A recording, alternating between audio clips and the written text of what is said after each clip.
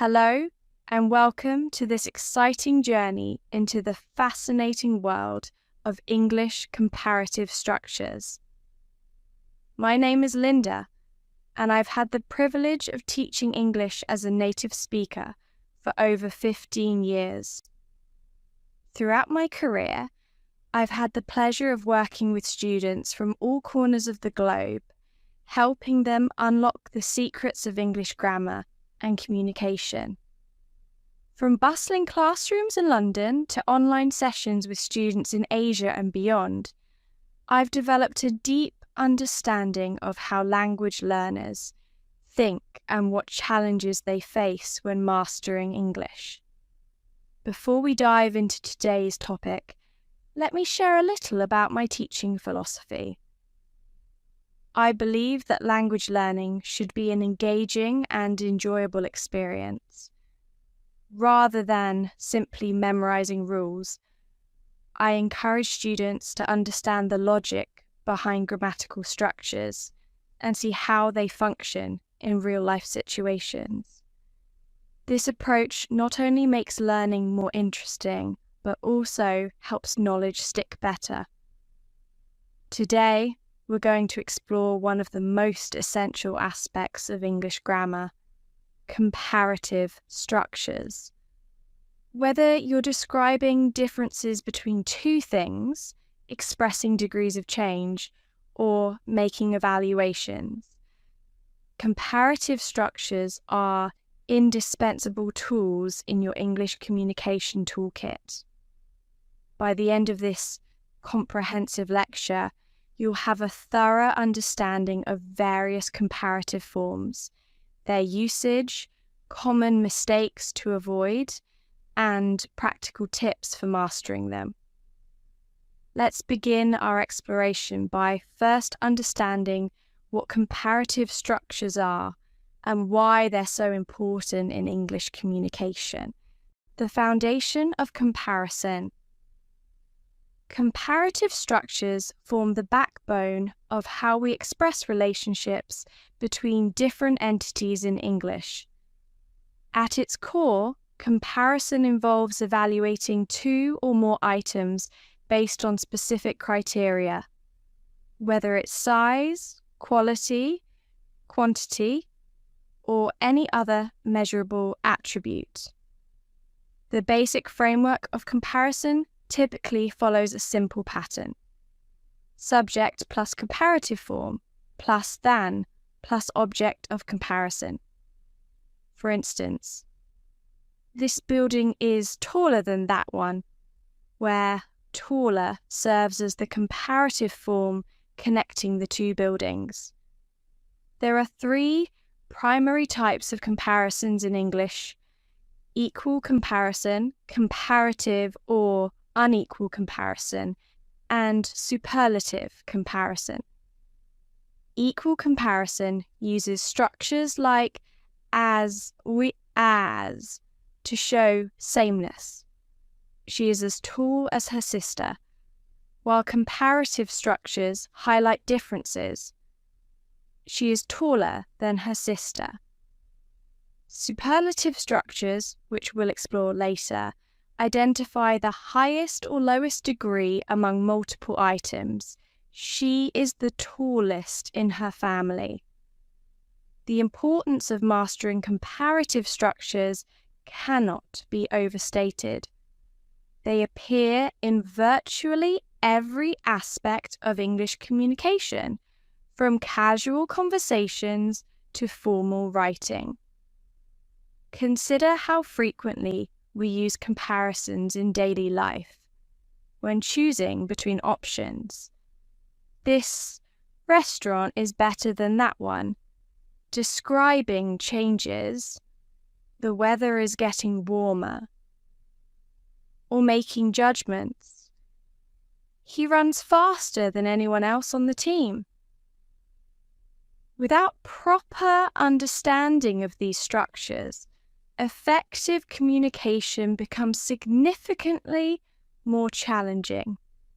What makes comparative structures particularly fascinating is their versatility.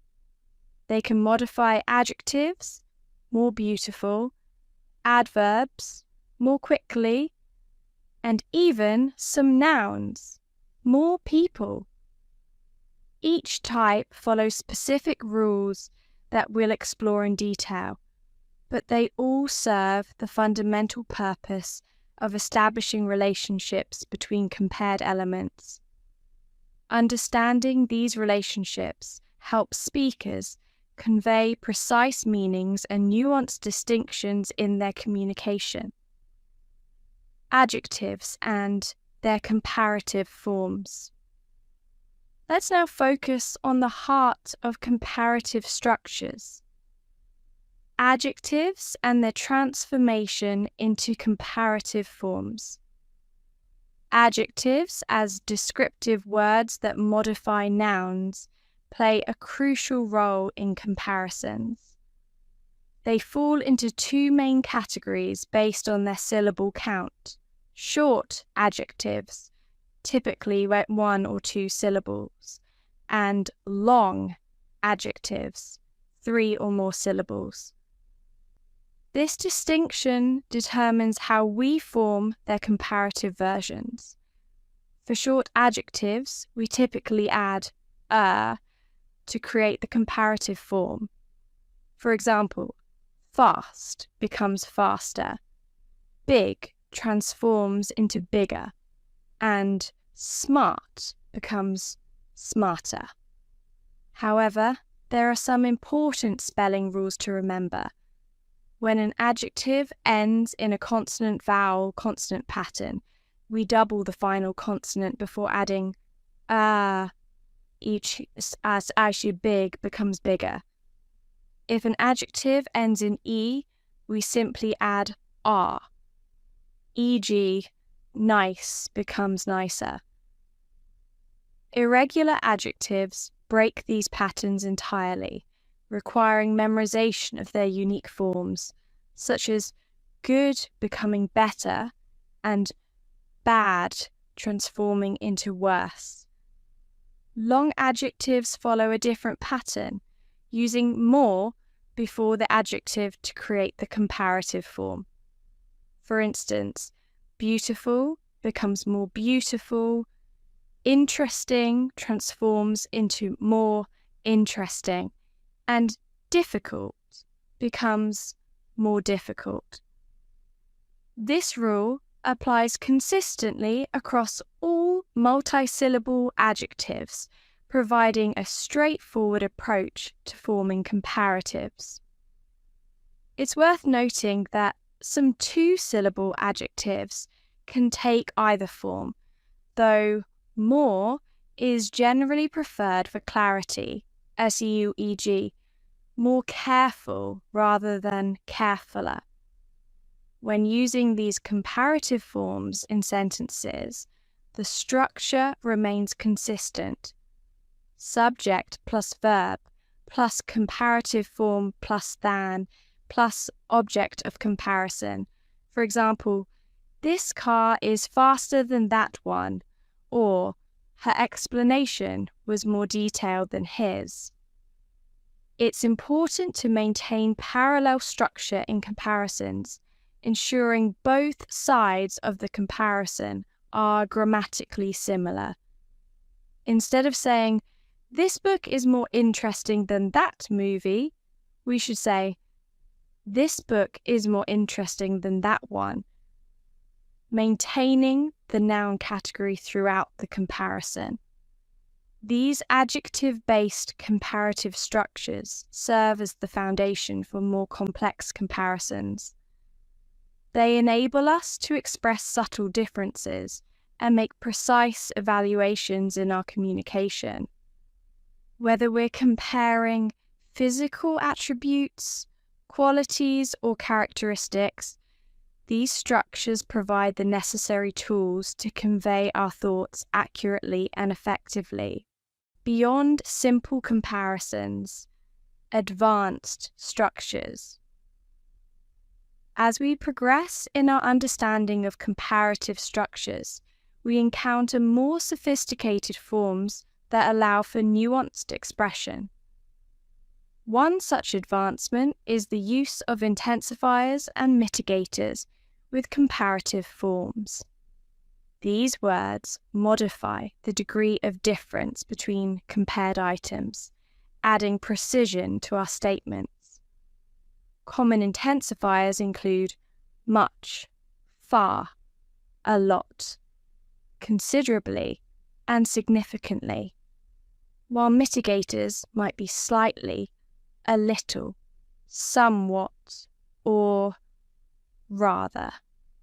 For instance, instead of simply stating, "This room is bigger than that one," we can say, "This room is much bigger than that one," emphasizing the degree of difference.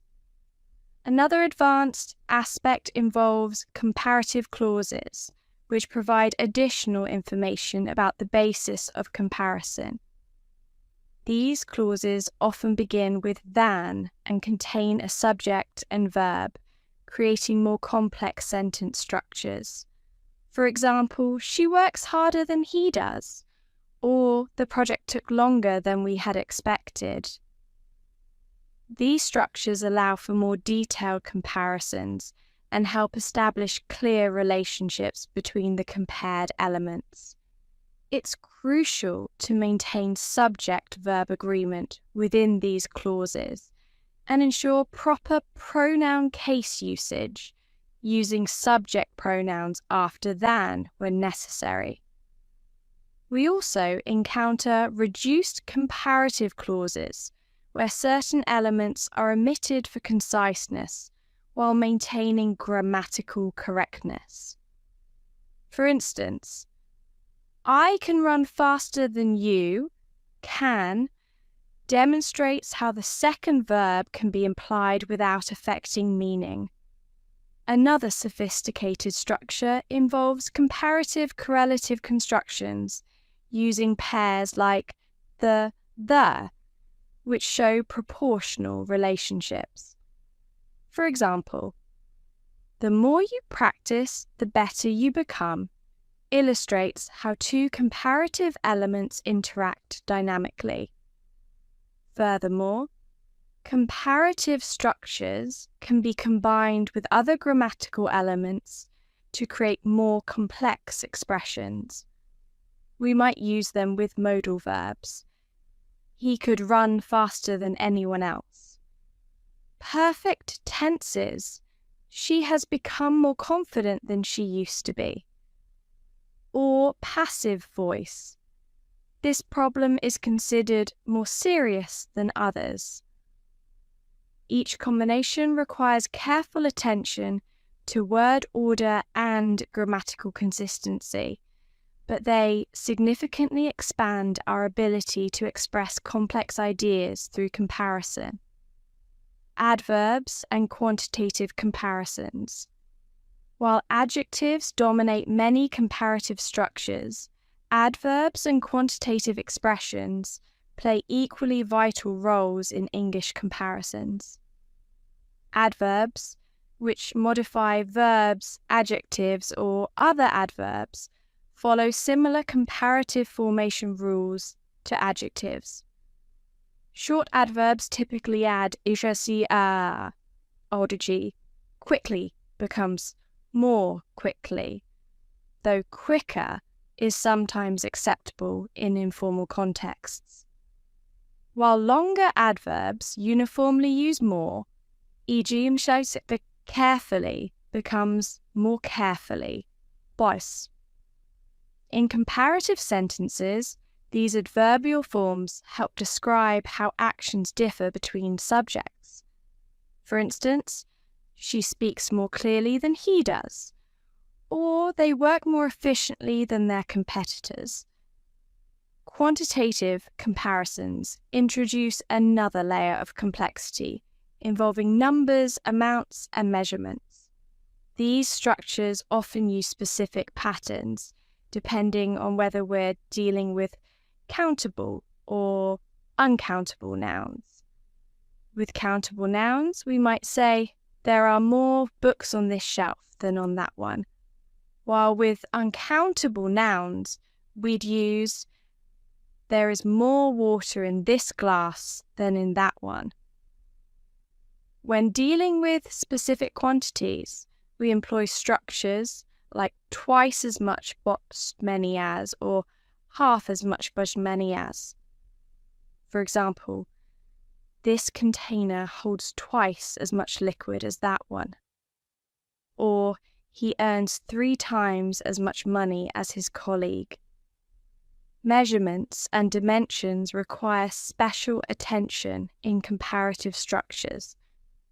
We can compare using absolute values. This rope is 2 meters longer than that one. Or relative proportions. The new model is 20% more efficient than the old one. When dealing with fractions or percentages, it's crucial to maintain mathematical accuracy in our comparisons. For instance, the population has increased by 15% compared to last year. Or, this solution is 1/3 stronger than the previous version. These numerical and adverbial comparative structures find frequent application in technical, scientific, and business contexts. They enable precise communication of data, performance metrics, and analytical findings.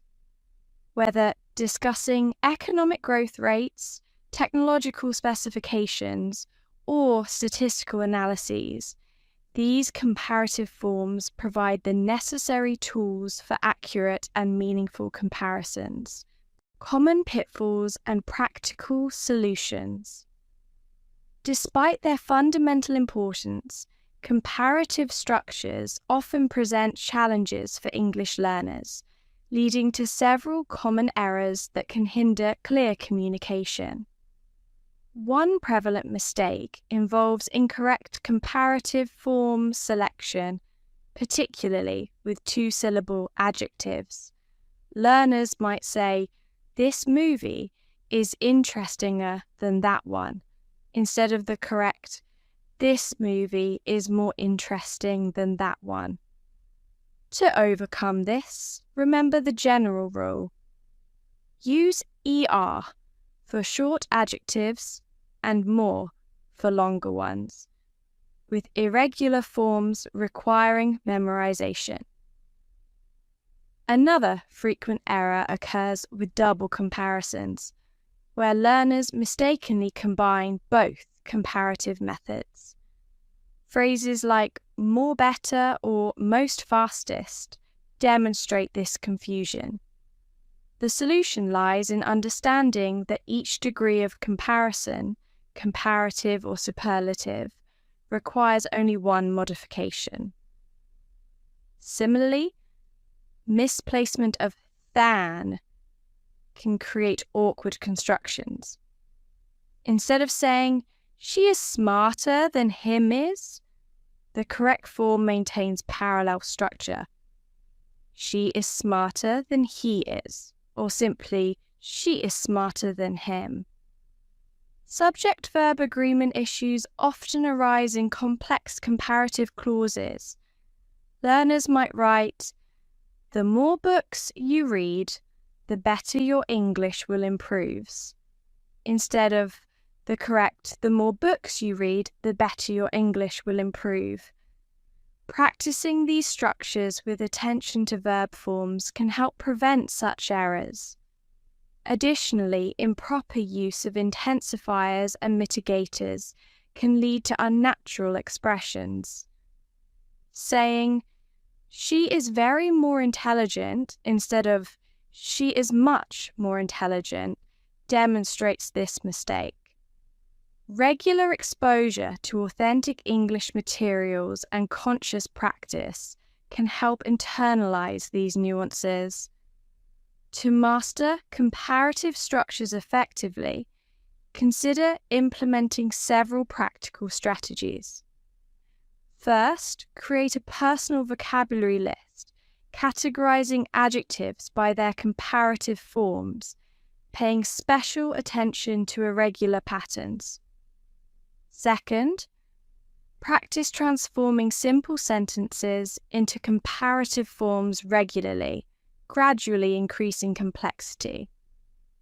Third, engage in comparative writing exercises, such as comparing two products, places, or experiences, to apply these structures in context.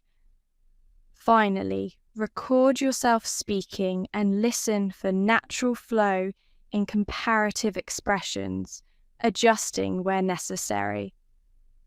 Real-world application. Comparative structures in action.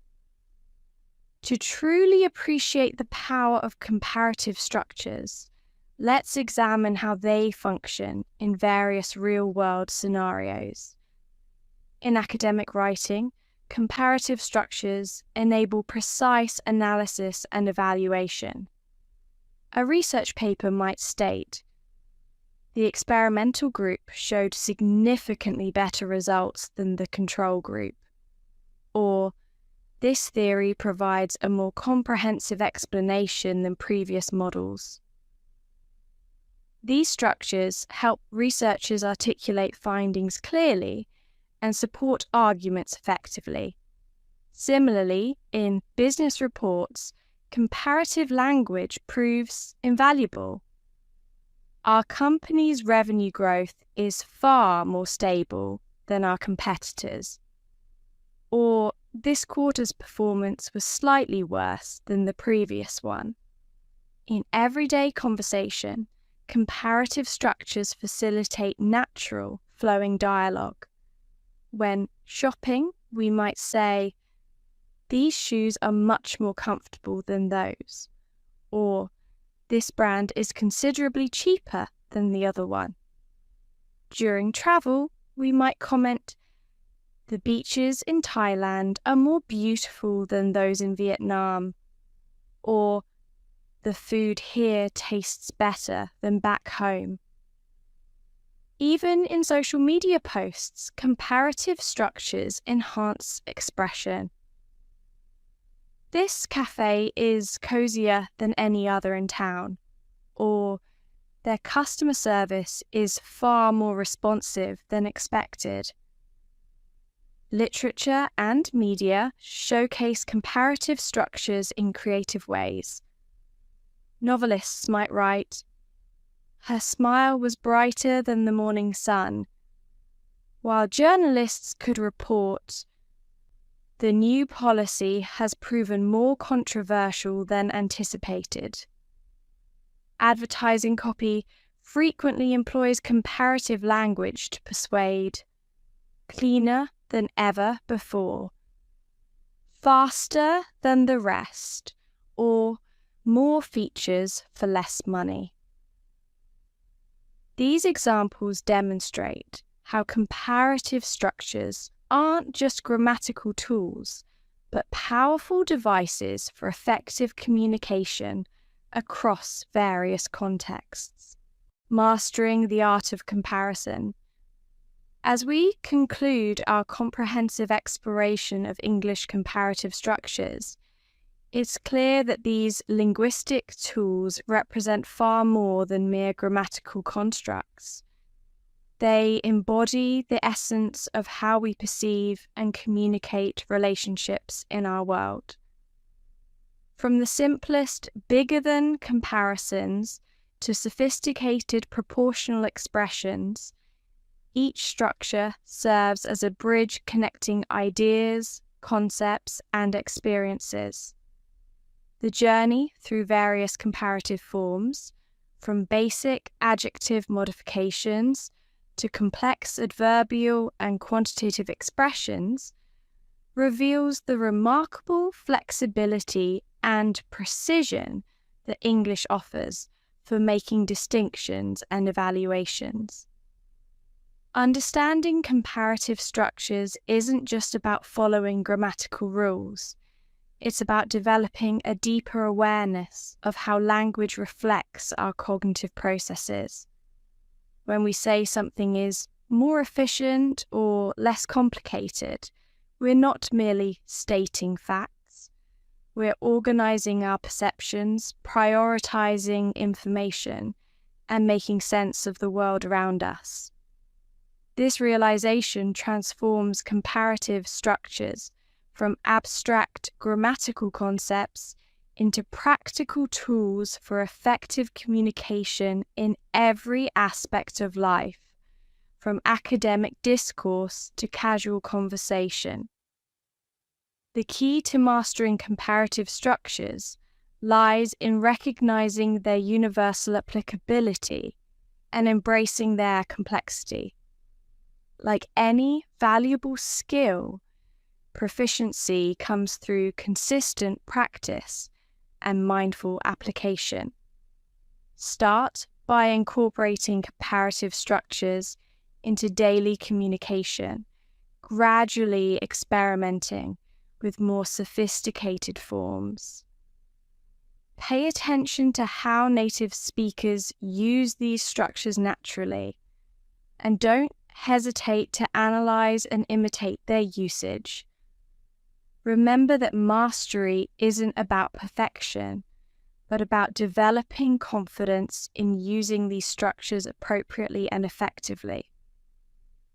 As you continue your language learning journey, view comparative structures not as isolated grammar points, but as integral components of meaningful communication. Each time you successfully use a comparative form, you're not just applying a rule, you're enhancing your ability to connect with others, express your thoughts precisely, and navigate the complexities of English communication. The investment of time and effort in mastering these structures will pay dividends in every interaction, opening doors to clearer expression and deeper understanding.